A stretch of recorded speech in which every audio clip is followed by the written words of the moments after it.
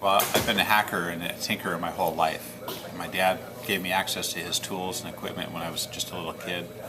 Taught me how to weld when I was about 8, I guess. And so my whole life I've loved to tinker. And I ended up building TechShop as a result because I wanted to have a place that I could work on my projects.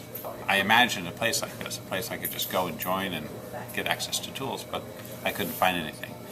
So I put this place together. I had this idea for a tech shop, but I didn't know if there was anybody that would actually want to pay for a membership and would actually want to use a place like this. I suspected they would, but I didn't know for sure. So I went to the very first Maker Faire in early 2006, and I had a little card table and a paper sign out on the grass, and just with this idea. And my question to people there was, would you want something like this, and how much would you pay? And we just got overwhelmed by responses. So we're sponsoring Team Phoenicia because it's probably the most ambitious pursuit that anyone's tried here. Our team is pretty excited about the Team Phoenicia project. Just saying that something that was done at TechShop could actually go into space.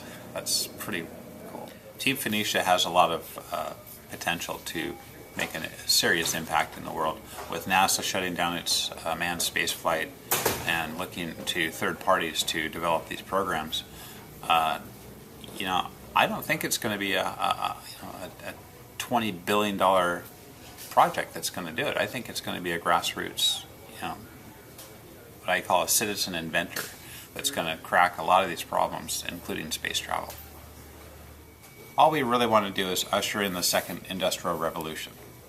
We want to democratize these tools so that everybody has access to them, and people think about invention and innovation as a recreational pursuit.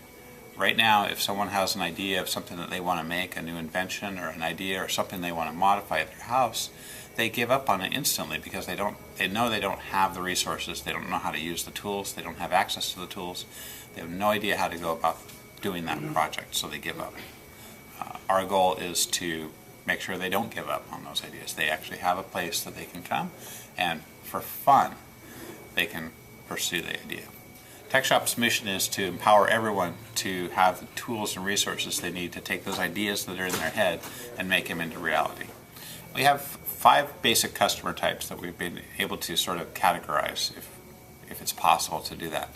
There's hobbyists, there's entrepreneurs, there's artists, there's tinkerers, and there's students.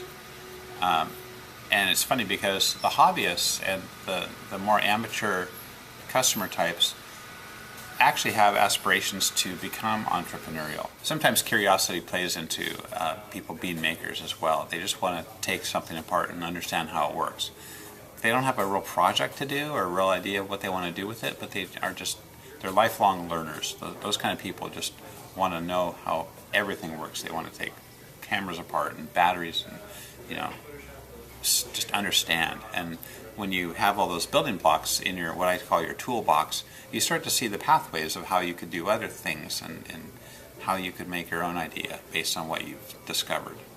If you ask most makers how they got started being makers, they'll tell you it was from taking things apart when they were a kid and discovering. So that definitely lends itself to this idea of curiosity about how things work.